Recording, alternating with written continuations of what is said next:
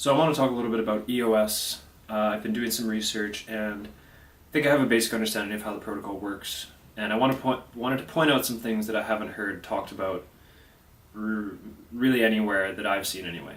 Now, the reason I started doing some EOS research was the Multicoin Capital released a report and podcast where they made the bullish case for EOS. So I read the report, listened to the podcast, and then did a bit of my own research. One point about the research is I wasn't able to find very much really detailed description of how the protocol is going to work. The white paper is pretty high level, and most of the blog posts I read were essentially just reiterating things that were in the white paper.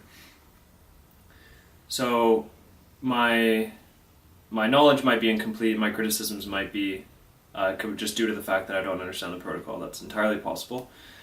But anyway, I think there's two main sort of features that EOS is trying to distinguish itself from Ethereum with. There's the scaling, which is the main one, and then there's some user experience improvements that they're making. So on the scalability front, they're using delegated proof of stake. So they're planning to launch in June with 5,000 transactions per second. And the way that they're planning to achieve this is by using delegated proof of stake, which is a more centralized model, consensus model. So Ethereum Ethereum right now is proof of work and is moving to proof of stake at some point. And those systems they don't have a set number of block producers. In delegated proof of stake, you have 21 block producers. These are elected block producers. They're voted in by the token holders, and all the block production is done by them. So you have one block producer produces 6 blocks in EOS, and then it goes to the next one, they produce the next 6 blocks, and so on. And with this kind of model, you can definitely achieve higher throughput. I think it's just a simpler problem to solve. And when EOS launches in June, I wouldn't be surprised if they deliver on this throughput. So they're trading decentralization for scaling. So they're going to be they're more centralized in that they have 21 block producers. The Multicoin people have talked about this trade-off a fair bit, and they think that it's a fair trade-off to make. If you're trying to build something like a decentralized Twitter or Facebook, you might not need sovereign grade censorship resistance. You might not need like the hardcore decentralization that Ethereum's going for. I think that could turn out to be true. I don't imagine something like a decentralized Twitter would be under the same level of attack as, like the world's digital money. So that might be a warranted trade-off. So on the user experience side, there's two main aspects. There's the accounts and the fees. So there's no fees in EOS, as most people have heard. I'll get to that in a second though. On the account side, in Ethereum you have these big hexadecimal strings which represent your account, and similar in Bitcoin. And in EOS they're aiming to have named accounts, like human readable names. So you can have @your name and people can just send money to that, which is a much better user experience. So you can do this in Ethereum with the Ethereum name system. You can register something like jordanmmck.eth and you can associate it with your account. And you can accomplish the same thing, although the process is a little bit more involved. You have to bid on the name and wait a few days, and then close the bidding and then register the name, which it's not a huge deal, but it definitely puts some burden on the user, and it's, I think, pretty clearly a better user experience to have a protocol level named accounts. Now, whether third-party apps on top of Ethereum can make this process really easy, where this process of using the Ethereum name system, that remains to be seen. I could well imagine that some apps will make this a very seamless process, and essentially from the user's perspective, it's equivalent to EOS, but we'll see. The other thing though that EOS has in terms of accounts is they have the ability to reset accounts. So when you create your account, you can set a trusted party, and then if you lose access to your account, you can, along with that trusted party, you can regain access. So I think this is pretty compelling from the user's perspective. If you have on Ethereum like your life savings in Ether, which you probably shouldn't, but if you had a bunch of money in Ether, the fact that you can lose all of it forever just by losing your private keys, losing your ledger, and the secret words, that is a terrifying prospect to the average user, and is, I think, almost a non-starter. Like, if it was just really difficult to recover your account, that's fine. But the fact that it's really final, where if you lose your keys, you really do lose your money forever. I think that is just, even if the probability of that is low, that it's just pretty scary for the average consumer. So having that ability to reset the account, I think is pretty compelling. This might be accomplished through third parties on top of Ethereum. There might be some way of assuring that you never lose your money. I mean, the downside is that you would probably have to relinquish your private keys. The third party would probably have to control the account, essentially. So anyway, we'll see how that plays out. But the other aspect of user experience that is the most talked about aspect of EOS is the fact that there's no transaction fees.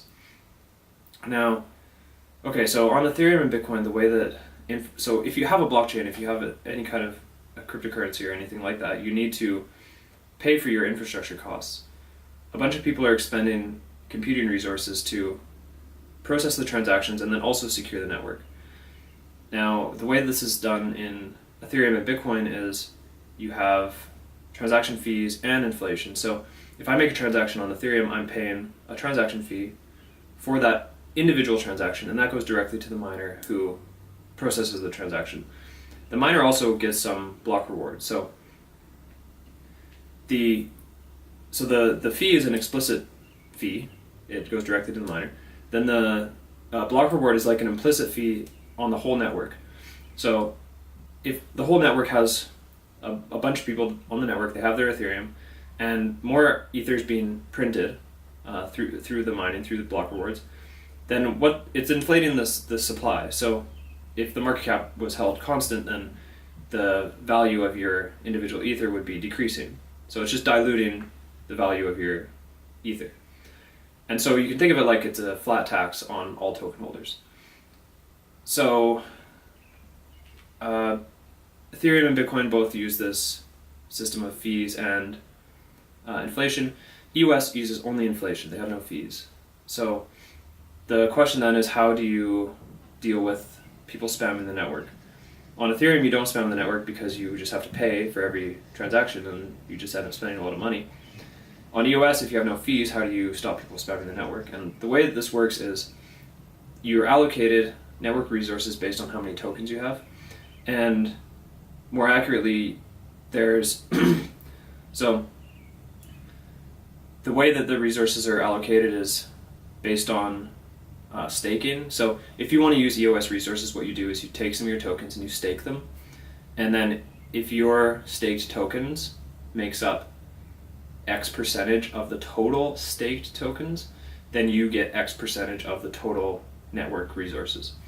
So suppose that if all of the EOS tokens were being staked at a given time, and you had the tokens that you own made up 1% of that, then you would be allocated 1% of the network resources.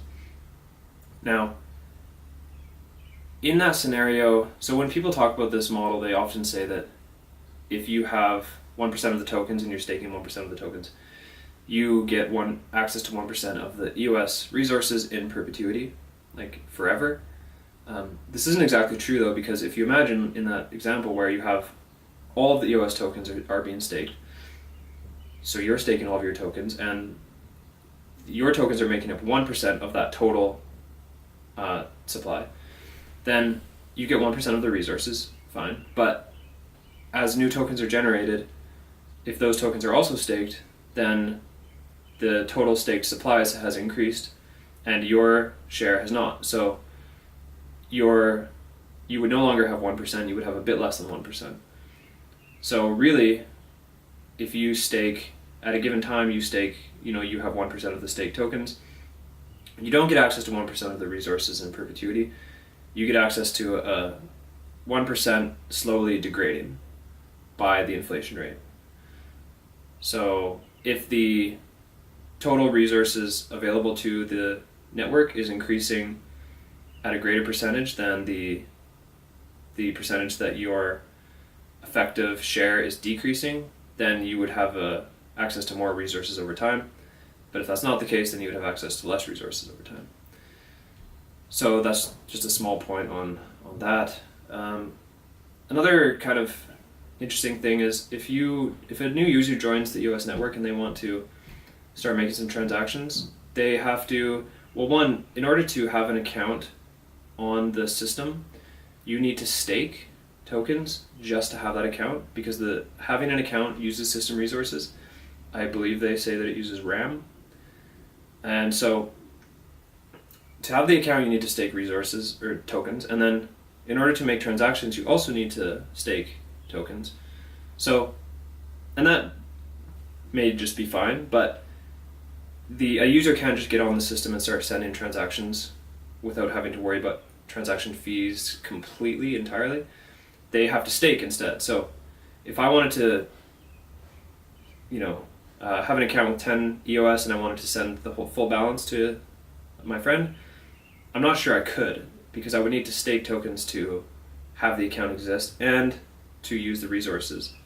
So I don't think there's any way you can actually send the full balance of an account. So this kind of leads to I was thinking about how something like a decentralized Twitter would work on EOS. And so decentralized Twitter is going to use EOS resources, obviously. Now, if the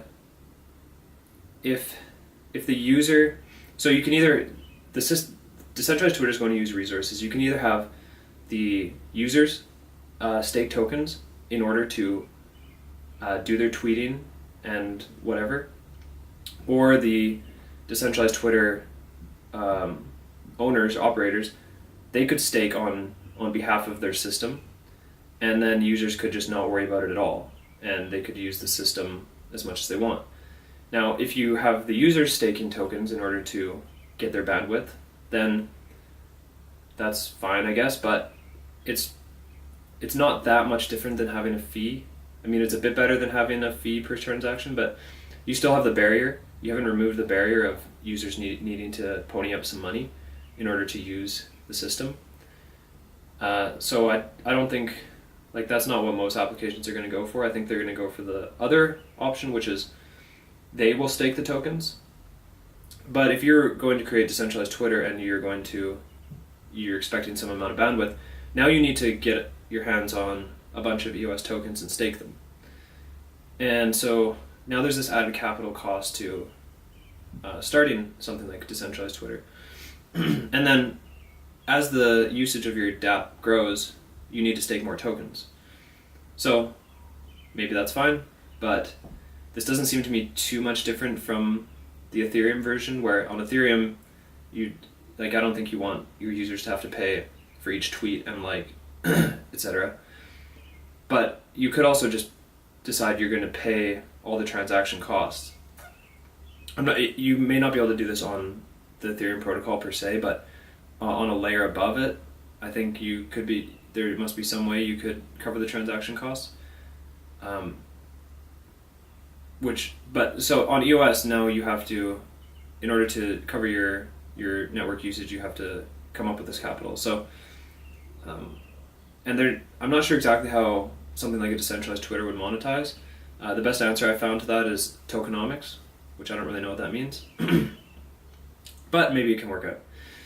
The other point I wanted to mention is something I saw on the EOS white paper.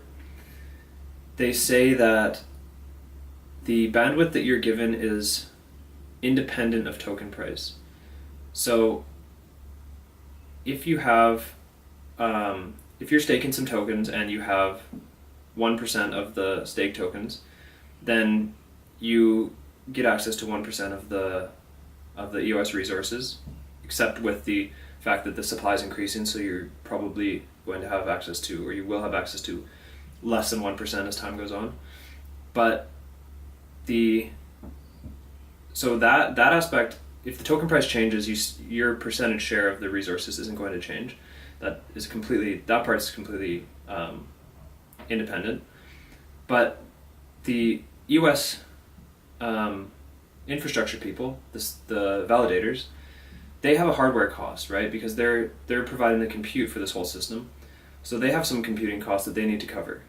Now, if the way that they're being paid is they're earning some amount of EOS tokens per day, and assuming the inflation rate stays constant, just hold that constant, then they're earning approximately the same amount of EOS tokens per day, and those EOS tokens have a dollar value, and their compute costs have a dollar value, and assuming they don't have huge margins, which you don't want them to have huge margins, then if the token price halves, then they're making half as much money, and their costs are the same, so that can't work. They need to lower their costs, they need to reduce their compute that they're supplying. So the bandwidth has to decrease. So it seems to me that the token price and the bandwidth available are actually pretty directly linked. I don't see how you can claim that the bandwidth that's available to the network is going to be completely independent of token price.